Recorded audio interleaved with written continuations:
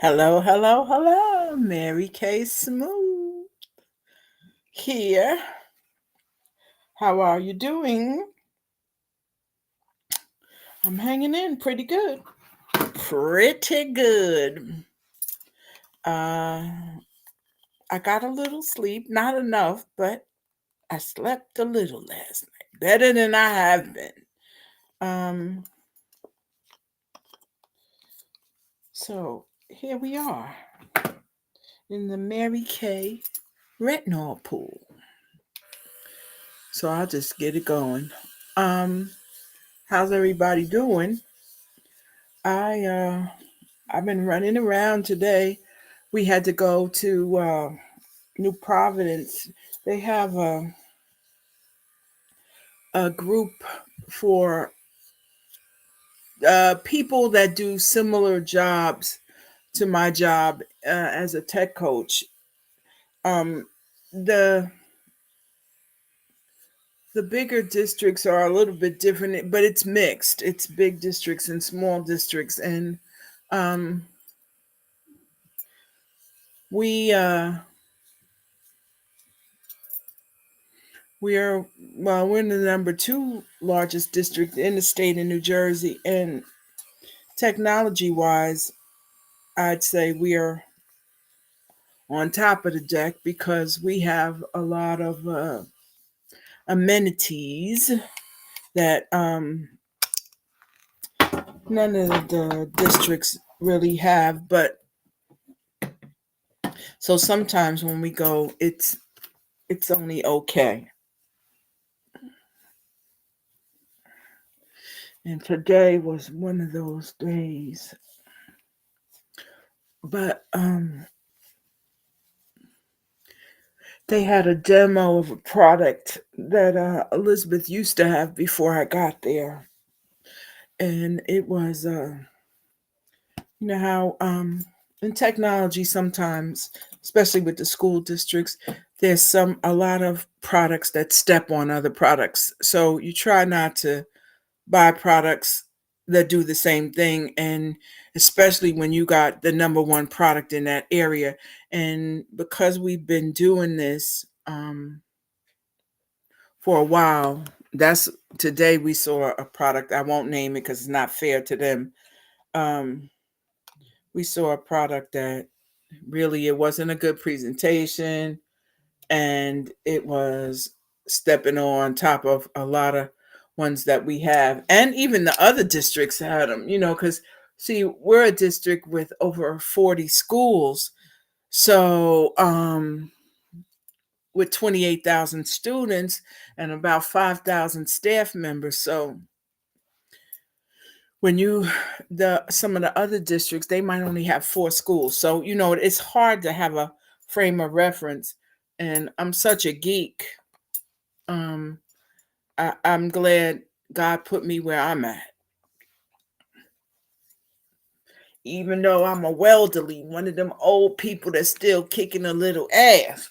I'm thankful to God for giving me putting me where I am, because as my IBM years, I was my geekdom, it knew no boundaries.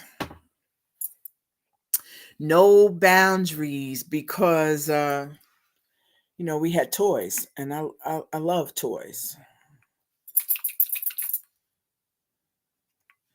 And pray for me, I might have another little side thing.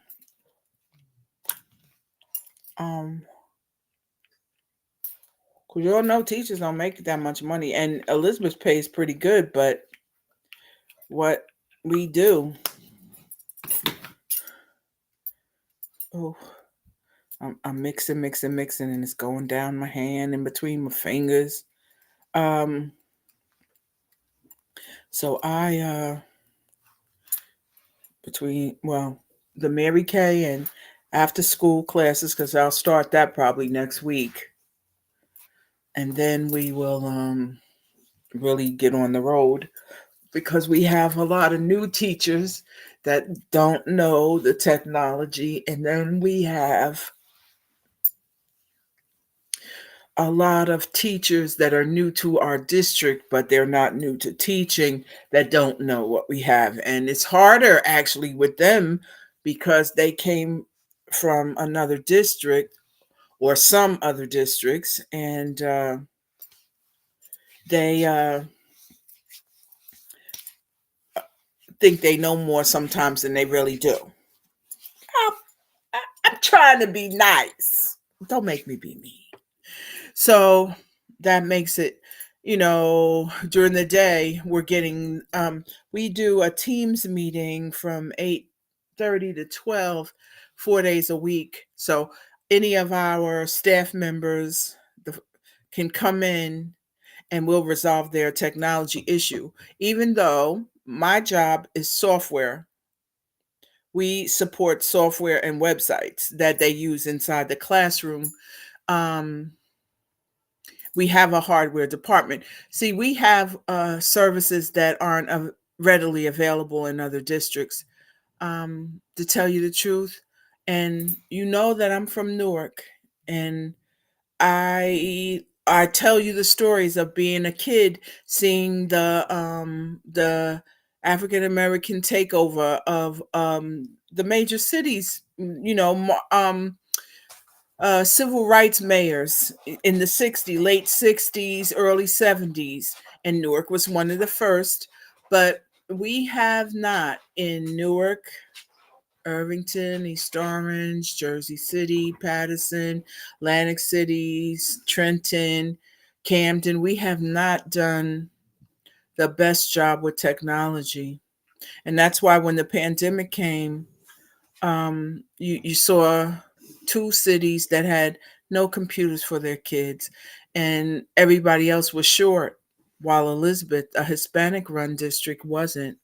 And we went we had 3 weeks to prepare our teachers and kids and the hardware to make sure everything was running smoothly, and we did. And my guys, we taught the teachers to use Teams, and they taught the kids to use Teams in 3 weeks, so that when we went out on that Friday, I think it was the 15th of March, that Monday we were rolling. We didn't miss school. Our kids were able to work right down to the pre-K. Pre-K had iPads, and the rest of our students had laptops. And if your laptop was became where it didn't function, there was a place where you could go, take it in, and get another one. Same with the power strip, I mean power cords, everything. And then we have a help desk. So we had a help desk to help the parents that uh, couldn't get in. We helped them get in, and so we were up and running that Monday. Teachers were teaching. The aides were taught at the same time the teachers were taught to use Teams, and they we rolled right along. And then on Wednesday, that was one of the well, she left our district, but Colleen and I did uh, pre-K to 8, and we gave them tools, additional tools to use. And the mandatory stuff, we made sure they could use everything. We did Teams meetings with them every week. And then we had the help desk open. And then there was guys, the other, Omar and Hector did the high school teachers. And we moved right along. That's why when I go to schools that I haven't been to or that I don't know anyone, they'll hear my voice and they'll say, "You're the lady from Wednesdays during the pandemic," and I am. So the pandemic worked smoothly for us. We were able to get the kids working and grades in and everything. Some of the kids, the younger kids, they did a combination of written packets and the virtual. And then as we started to transition back in, we were able to teach. We had to, as coaches, we had to go around to the different schools and install um, webcams on the starboards in the rooms and make sure everything worked, because we had a couple of different configurations in the classroom, and we were able to try them and test them and teach the teachers how to teach hybrid, where they might have 10 kids in school and 10 kids at home. So we were able to get them to do that and set it up so that on the board, on the starboard, the kids could see what the teacher was teaching. um when they presented, like they were all at home, and then they could actually see the webcam showed the kids that were in class sitting there, so they could try to feel like they were together, and it worked well. So it was interesting today going. I just, like I said, it's just that our experience is so different than the smaller district. It's hard to stay engaged. Y'all don't laugh. I don't have a short attention span. It just was hard to stay engaged. And then the company they had that came to do a demo, like I said, it stepped on some of the other products where we have the number one product in that area. So it's hard. Now we're rolling out a couple new pieces, especially that, the AI is coming. So we're looking at that slowly, because our kids break into things. Because we've had technology so long, our kids break into things. So our security, the system security team, girl, they are tearing them kids up. They're using AI to do that. So we'll use it internally first. So we migrated to Windows 11 over the summer. And now that the kids are back to school, their computers are updating because they push the update. And and we're gonna staff is gonna use AI first, and then the teachers will get it. Their laptops are updating as well. So a lot of them that use their computer during the summer, it updated for them before they came to school. I like Windows 11 so far. It's pretty good. And then because we're a Microsoft house, we're going to get Copilot, um, which is their AI. And then there's a Power School that we use for grades. We use for our learning management system. Now we're using it for our PD, professional development. The education that's required for teachers to keep their license current. And then now we're getting ready to do the evaluation module of Power School. So we do a lot. So we're gonna that's another AI that's being offered. And then Microsoft has it, it's built in. Once you go to 11, if you have the Microsoft AI Copilot, it shows in the browser of, because we use Edge, Microsoft Edge, not Google Chrome. We use Microsoft Edge, and so you can do Copilot in there, but in addition, Microsoft is offering it in each one of the products that make up Office. So if you open up Microsoft Word and you have Copilot, so if you're buying a computer now and you're looking at getting Microsoft 365 or Microsoft Office, they have an AI that's available with that product.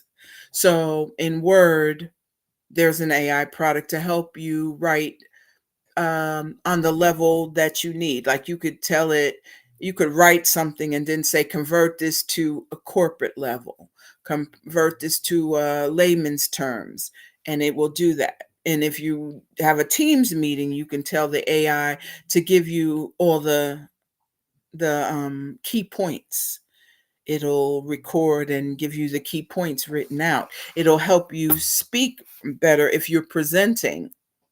They have a reading program called Reading Coach, where it helps us. Um, you know how when you were in school they asked you to read out loud, and some kids would stumble and it caused laughing and kind of not bullying, but it caused them agita, and some kids would give them agita. Well, now Microsoft has a product called Reading Coach or Reading Progress, where the teacher selects a passage to be read, and they can translate the passage prior to putting it into Reading Coach to 100 different languages, and then Reading Coach will the AI will write questions, multiple choice questions about the passage, and give them to the kids, challenge the kids, or you can write the questions as a teacher. And then it will give them challenge words if you choose that. And sorry. And it will create a portfolio for the kids to improve their reading. And in addition, because we have Spanish, Portuguese, Haitian Creole, English, and Arabic being spoken, those are the five major languages in my district. You can you can test a kid, you can challenge them with a reading progress assignment in English and in their home language, and try to, usually it's not the same. Usually they speak their home language is better than English, but if they've been here for a while it may be. But the object is to help them raise the levels, and so that they're equal, so they can speak their home language as well as they can speak English. So we use the product that way. I love my job because my teachers can take a product and make it do more than the manufacturer intended. I love that part. I love stretching a product and making it, and then we teach the manufacturer and show them how we're improving the use of the product and we're stretching the use of the product. And Reading Coach works. It works um, to improve the students' ability to read, and it takes the stress off because they're making a video for the teacher. It's not where they're reading aloud. It's a video. When they read, it's on the screen, they read the passage, and the system color codes the correct words when they insert words, when they delete words, and then it comes up with how many words are correct per minute, and then it tells you, did they understand. So it's a really good product that Microsoft created. They have a couple more what they call learning accelerators. And so our district, we're a Microsoft district, but hardly anyone else is. It's sometimes, you know how when you want a good suit to wear to work, you have to sometimes spend a little more, but that suit lasts you more and it has advantages. Microsoft has advantages over Google Classroom. Google Classroom, when you go to college, they don't have Google Classroom. When you go to work, they don't have Google Classroom. When you start your own business, you can't use Google Classroom. So that's where Microsoft is the king. Plus, because when you go to work, they use Microsoft Office. So our kids, the pre-K, K and first grade don't so much, but second to 12th, they learn because they're learning to write. So they use Word. When they want to give a presentation, they know how to create a presentation in PowerPoint. They learn how to use Excel. And then when they go to work, They already know. In fact, they could do a side hustle if it's a hustling kid, and entrepreneurship is good. They can type papers for people, they can create flyers and invitations for people, and like I said, a side hustle. And it doesn't hurt a kid. I mean, you see kids cutting lawns and taking, they'll carry your grocery bags in. Why not let them do something technical and make um, personalized invitations or flyers? And now on the social media, they're telling you you can make your own T-shirts, so these kids can create. Um, they can create the emblem for a T-shirt. So that's the advantage. It costs more money than Google, but it's giving the kids more, and that's what I love about my district. Working there, we stay innovative. We use the product for more than it was meant to do, and it's a wonderful thing. And when you are cutting edge with the technology, it it it helps to make the teacher's job a little easier, and the kids, you can keep them engaged with the technology. So if when you're doing the reading coach, it's more fun for a student than taking that chance of reading out loud in class and getting picked on. So I got teachers using it. I got a lady that's dyslexic. She sees almost reverse, and she's killing with the product. She's killing. You can change the size of the letters they see and everything. So a kid that's having a hard time seeing, that wears thick glasses, or not so much legally blind, but if they're struggling with seeing, I've used that reading coach for a kid that couldn't see smaller than a 40 font. Usually, when we get a letter, it's like a 12 font. So, you see what I'm saying? The product can help that kid read. And a lot of the books now that once you get into middle school, a lot of the books that are assigned in the curriculum, you can get a soft copy, which means an online copy. So a teacher can take a chapter at a time and assign it in the reading coach and get them to do that for homework or classwork. So it works. It helps, and there's a lot of tools like that that we avail ourselves to. Um, that's what I do. I teach the different products. Maybe I'll tell you all about a new product every once in a while. Like, you know how everyone goes to YouTube to learn to do things, and it has a lot of informational videos. There's a product called Ed Puzzle. It's a website where you can take a video. We always check for reading comprehension, but we never check for video comprehension. And these kids are so video driven. So there's a product that a lot of the schools are using now called edpuzzle.com. Okay. So you can go and get a YouTube video, any MP4. You can even create your own video for the kids. Well, and then you put it in Ed Puzzle, and you can watch, let's say, 10 seconds. And it's given some information, and you could stop the video and ask them a question that they answer. It can be a multiple choice, a true or false, or open ended, which is like an essay question, or you can make a statement,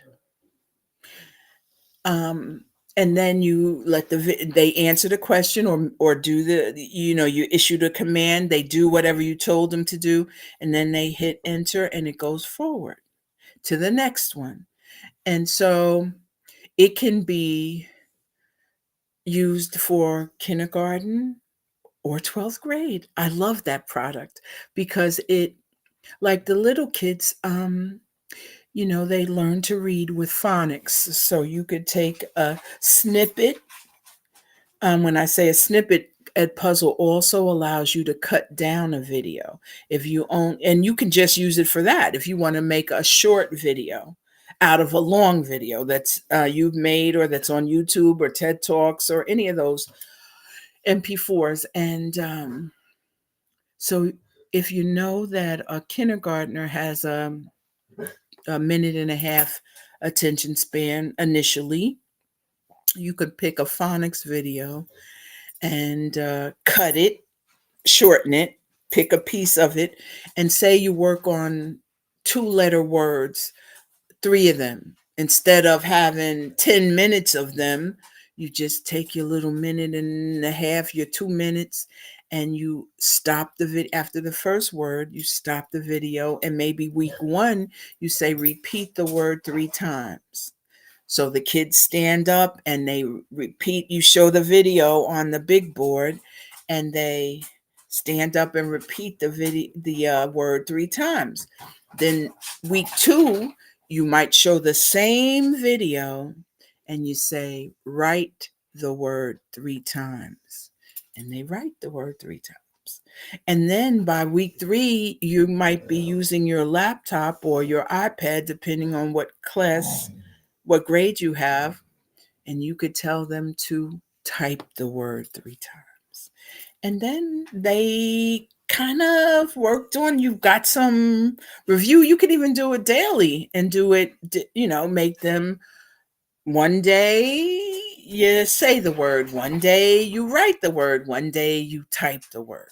So it helps them. And for the higher grades, you're really, now you're playing the whole video, and it could be you're learning about the solar system and you're inserting questions. Boom, boom, boom.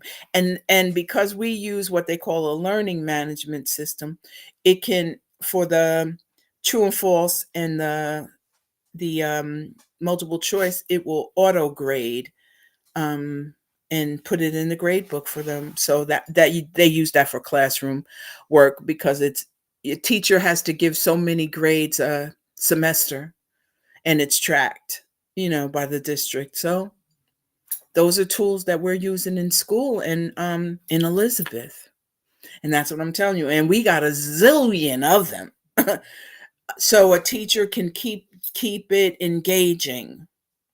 And I was so proud because, in fact, I told you guys about it last time. One of the schools where I spend a lot of time, they raised their scores over not just the rest of the district, but they had a lot of scores that were over the average of the state, and that for an inner city school is a big deal. So you see, I love my job, though.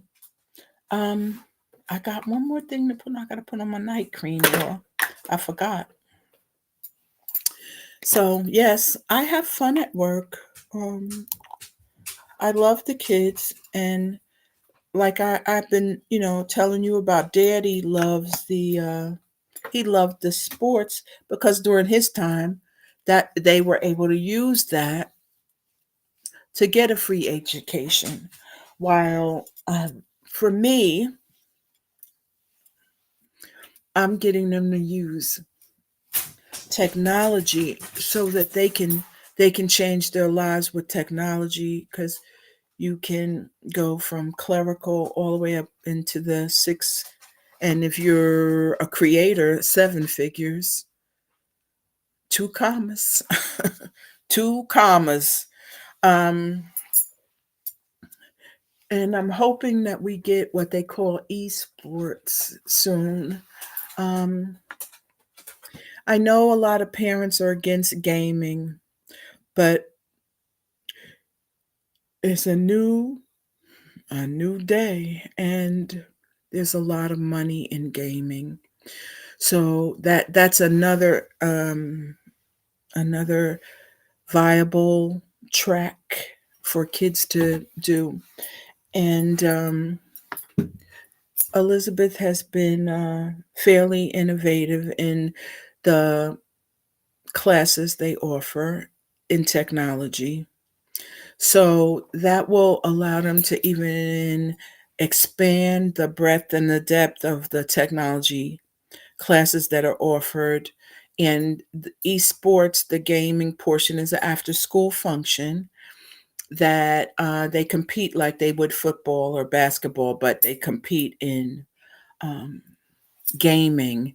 And the thing that I really love about it is that the geek becomes the king.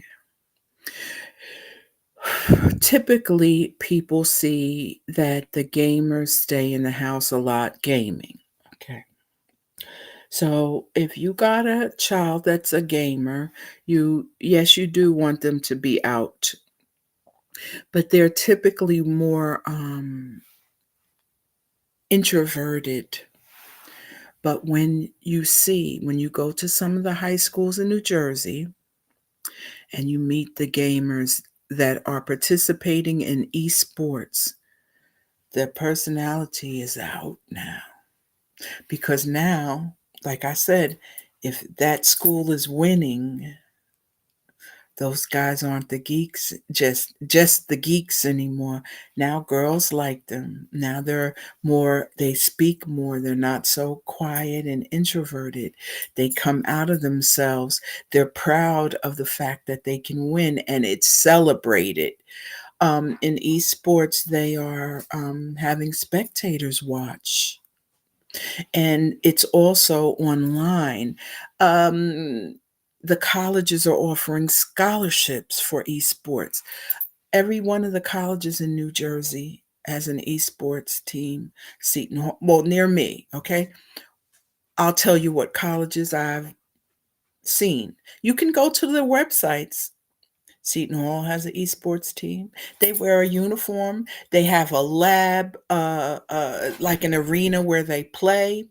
You can see it. The YouTube for um, esports is Twitch. It's like YouTube, but you could see the colleges. There's 3 seasons during the year. They compete on Twitch.com. And like I said, 3 seasons, so they're going almost the whole year. They're competing in 3 different seasons. So Seton Hall has a team. College of New Jersey has a team. Um, uh, Keene College has a team. Stockton has a team. Uh, Almost all of the colleges, and like at Keene, there's a number 3 Fortnite player in the world that's on a scholarship there. And when you go to college out, California's high schools are going berserk with it. That's where you see the most because you got Microsoft out there. You got Silicon Valley out there. So there's even a college that teaches only computer gaming stuff, the writing of the games, the this and the that, creating the parts for the computers for the games. And so it it is a viable field. And then if you watch Twitch, you can see international children competing. You might watch 4 16-year-olds on 2 teams, so it's 8 people competing, and they're competing for $500,000.